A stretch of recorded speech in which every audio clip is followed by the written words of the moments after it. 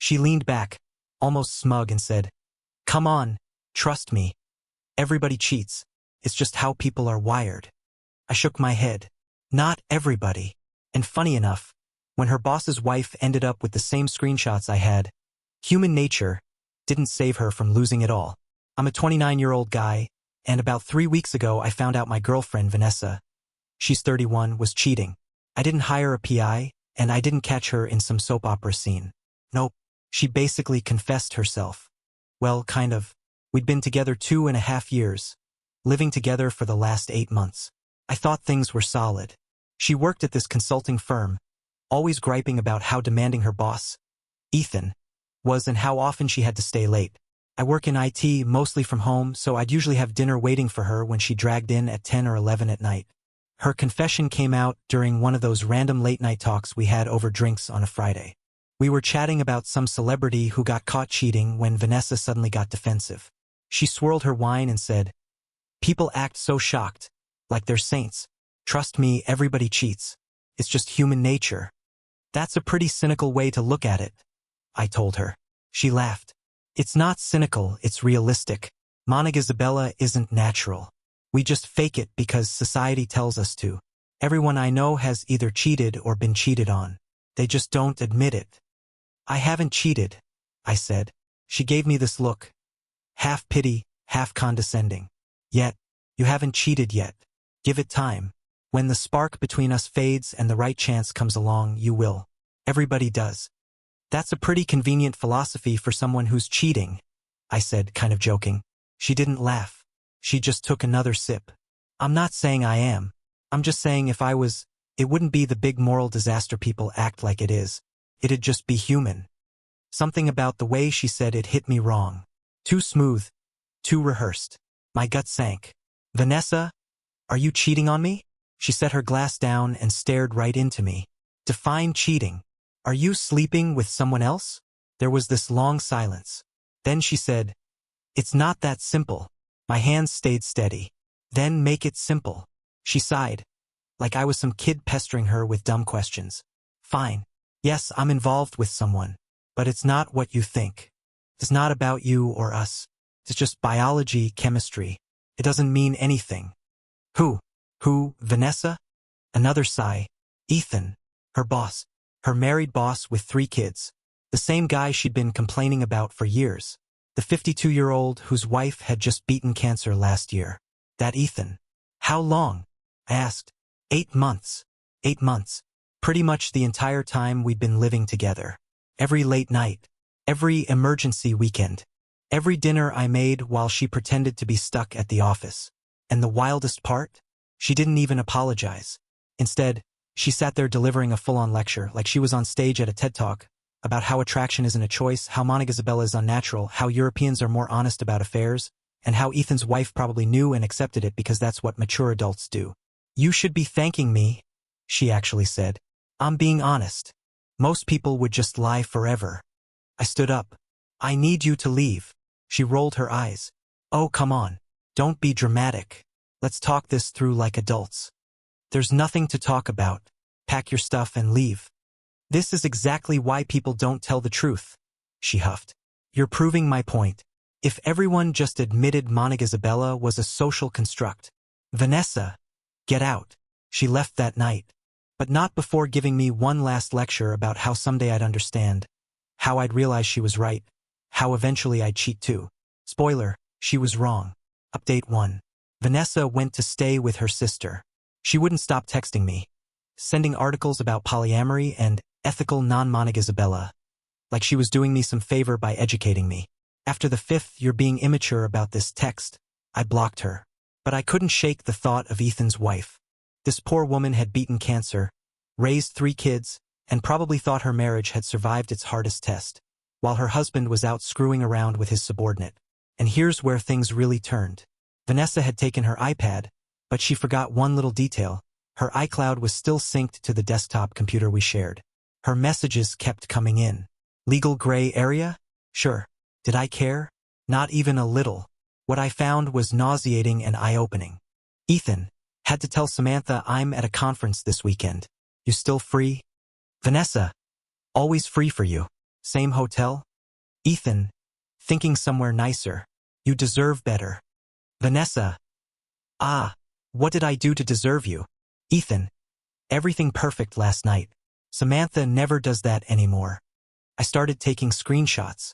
Every message, every hotel reservation, every picture they'd sent each other, including the ones you don't ever want to see. There it was in black and white. Ethan calling his wife frigid since the chemo.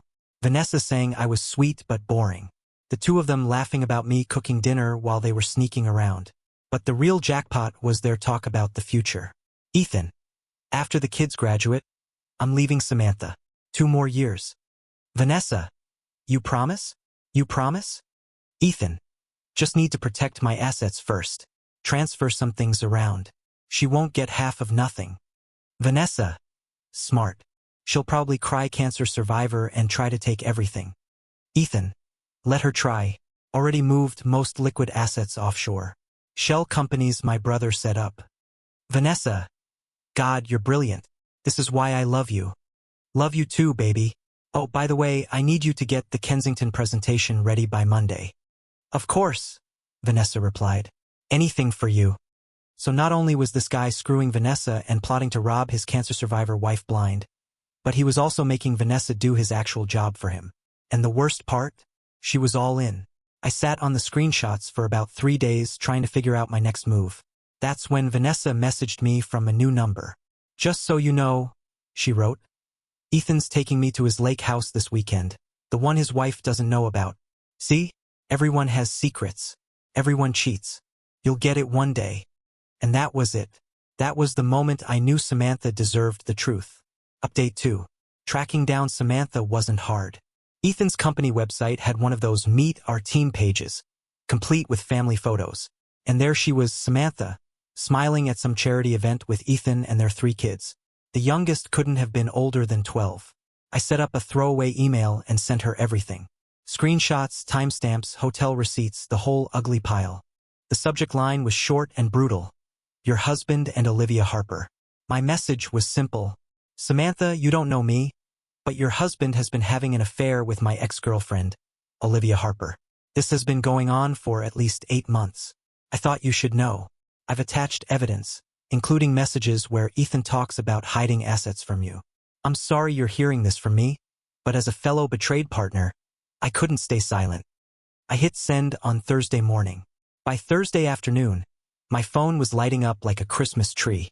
Vanessa called 31 times in 1 hour. My texts blew up. What did you do? Answer your phone right now. You just destroyed my life, you psycho. This is illegal. I'll sue you. Please call me back. You don't understand what you've done. I didn't reply. I just sat back and watched the fireworks. Friday morning, she showed up at my apartment, hammering on the door. Open up. I know you're in there. I cracked the door but kept the chain on. She looked like a wreck. Mascara running, hair tangled, still wearing yesterday's clothes. You sent those screenshots to Samantha. I shrugged. I don't know what you're talking about. Don't lie to me. She forwarded them to the entire company. The entire company, Logan. Well, guess Samantha had definitely seen them. She blasted them to every email at the firm. Clients. The board. She even posted them on LinkedIn. Do you get what you've done? I gave her the truth. You always said honesty was the mature thing. Her desperation flipped to fury. You ruined my career. Ethan fired me this morning. He can't fire you for sleeping with him. That's not legal. He didn't fire me for that. He fired me for misuse of company resources. Because we used the company card for one dinner. One dinner. Sounds like an HR problem, I said. HR is his golf buddy. And it doesn't matter anyway. Samantha torched me. She tagged me in every post. Nobody will touch me now. I started closing the door, but she shoved her foot in the way. You ruined everything. Ethan and I were in love. We had a future together. Oh yeah? The future where he stashes money offshore so his wife, who survived cancer, gets left with nothing? You don't understand. Samantha is cold. Their marriage has been dead for years. Then he should have divorced her before screwing you. God, you're such a child. This is real life. People have affairs. It's normal. If it's so normal, why are you crying? That's when she actually screamed. Just this raw, frustrated howl. Because you sent those screenshots to everyone. I didn't send anything to everyone. Samantha did. Take it up with her. She's filing for divorce. She's taking everything. Ethan's accounts are frozen. Even the offshore ones. Her face went pale. How did you? He bragged about them in those texts. The ones Samantha now has. The ones her divorce lawyer now has. She staggered back like the realization finally hit. Those messages were private. So was our relationship. Until you decided Monica Isabella was just a social construct. This is different. How? She flailed for something. Anything. Because Ethan has kids. You've destroyed a family. No, Vanessa. You and Ethan destroyed it. I just made sure Samantha saw the truth. Her voice dropped to begging. Please. Please call Samantha. Tell her you faked the screenshots. Say it was revenge on me. Please, Logan. My whole life is ruined. Your whole life was built on lies. It was bound to crash eventually. I just made sure Samantha got to be the one pushing it over. I shut the door. She stayed outside sobbing for another 10 minutes before finally leaving. Update 3. Monday morning, I got a call from an unknown number. I almost ignored it, but curiosity got the better of me. Is this Logan? A woman asked. Who's asking? This is Samantha, Ethan's wife. Well, soon-to-be ex-wife. My stomach twisted. Samantha, I'm so sorry. Don't apologize, she said. You just gave me the greatest gift anyone could. The truth. Her voice caught me off guard. Calm. Steady. Strong. Not what I expected at all. I just wanted to thank you, Samantha said. And to let you know what's happened, in case Vanessa tries to retaliate. Okay, I said, bracing myself. First of all, Ethan's done. Finished. I sent those screenshots to everyone because I wanted him to feel the same humiliation he put me through. But I didn't stop there. I sent them to the IRS too, along with his own words about hiding money offshore. See, hiding assets from your wife is one thing. Hiding them from the government? Entirely different ballgame. Holy... I started, but she kept going. Second, Vanessa's finished too. Not just because of the affair. She's toxic in our industry now because she was literally doing Ethan's work for him. Remember that Kensington presentation she bragged about? She signed her name to it. Then Ethan presented it as his own. That's fraud. The company is digging into every project Ethan touched, and she's caught right in the middle. I swallowed hard. I didn't know that. And third, Samantha said, her tone cutting sharp. My lawyer found 8 other women. 8 over the last 10 years. Vanessa wasn't unique. She was just the latest model. He promised every single one of them he'd leave me. He had them doing his job for him. And when someone younger came along, he tossed them aside. Jesus. The crazy part? She said. I already knew about 3 of them. I stayed for the kids, for the cancer fight, because I thought it was better than being alone. But seeing those messages, seeing how he and Vanessa laughed about me, about you, I realized being alone is better than being disrespected. How are your kids holding up? I asked quietly. They're angry. They're confused. But they'll be okay. Better to have one honest parent than 2 liars. There was a long pause. Then Samantha asked, Can I ask you something? Sure. Vanessa claims you hacked her accounts, that you violated her privacy. Is that true? No, I said firmly. She left her iPad logged into a shared computer. I didn't hack anything. Good, because she's threatening to sue you. But my lawyer says she has no case. Hard to argue privacy violation when you're conducting your affair on shared devices you voluntarily synced. She doesn't have a leg to stand on.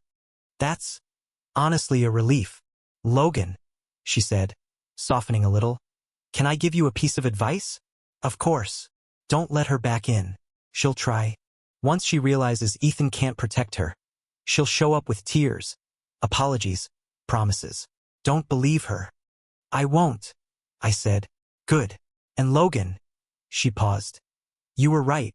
Not everyone cheats. Some of us still have integrity.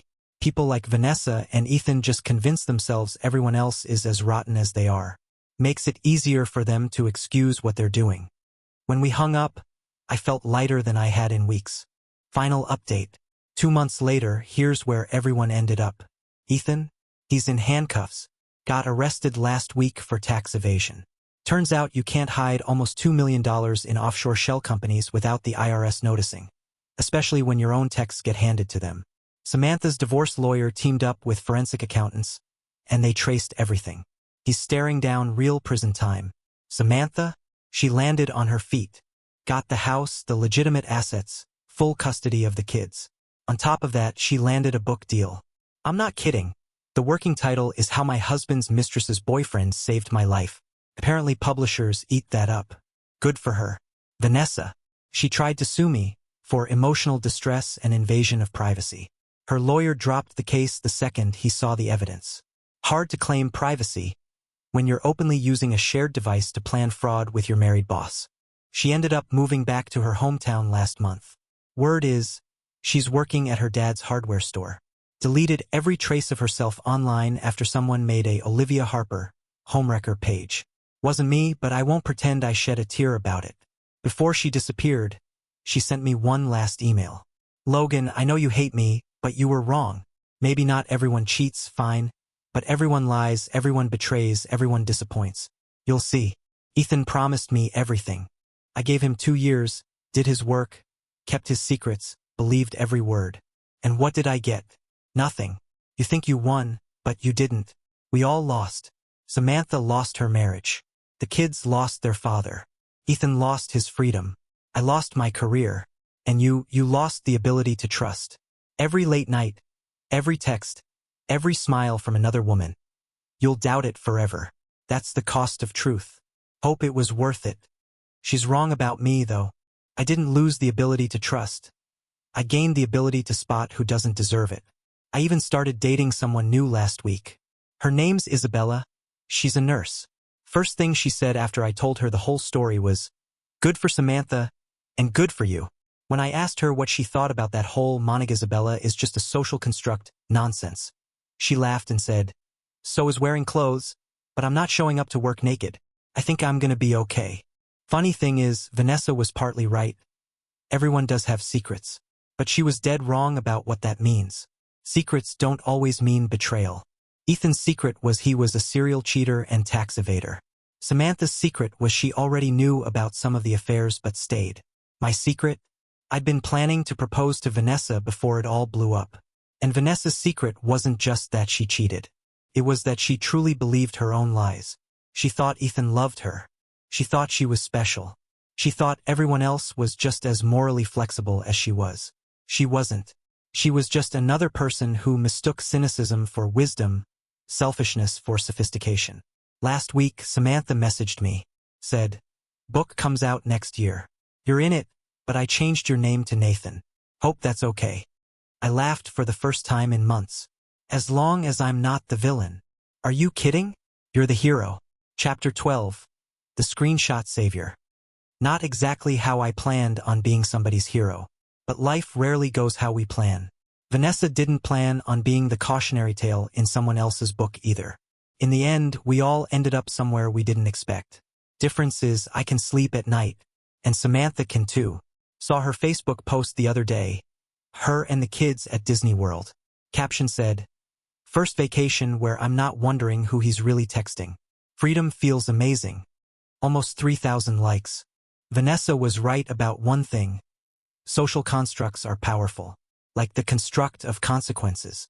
The construct of accountability. The one that says if you screw around on your wife while she's fighting cancer, maybe you actually do deserve to lose everything. She never learned that lesson. Nature might not care about Monica Isabella, but the IRS sure cares about offshore accounts. Small update. A lot of people asked about the company investigation. Samantha told me the audit found Ethan had been stealing subordinates' work for years. Not just Vanessa's. 12 different employees, mostly young women he was chasing. The board's suing him personally now. Turns out fraud mixed with sexual harassment doesn't go over well with corporate lawyers. Who knew? And that lake house Ethan bought on the side? Samantha owns it now. Her lawyer dug it up during discovery. Last weekend she posted pictures from it. Captioned, "Thanks for the investment property, Ethan." The comments were brutal. Someone wrote, "Nature is healing." Another said, "Guess karma's a social construct too. As for me, I'm doing good. Isabella and I are taking it slow." She knows the whole story. Hard not to. When your girlfriend's ex-boyfriend's ex-girlfriend's affair partner is now facing federal charges. Try explaining that at a party. But the craziest part happened last week. I ran into Vanessa's sister at a coffee shop. She apologized, said the whole family was mortified. Then she told me something surprising. She'd started therapy, finally admitting that maybe not everyone thinks the way Vanessa does. Good for her, I said, and meant it. Then she added, Vanessa wanted me to tell you something. If I ever saw you, you were right. Not everyone cheats. I didn't even know what to say. Still don't. She also told me Vanessa was sorry for everything, especially for calling me boring. I laughed. I am boring. Boring's underrated. Her sister just nodded and said, boring doesn't destroy families or commit tax fraud. Fair point. So that's it. No more drama. No more updates. Just a bunch of people living with the consequences of their choices. Vanessa chose to believe everyone cheats. Ethan chose to be a criminal. Samantha chose self-respect over humiliation. And me? I chose to tell the truth. Turns out that last one was the best choice of all. Even if it was boring.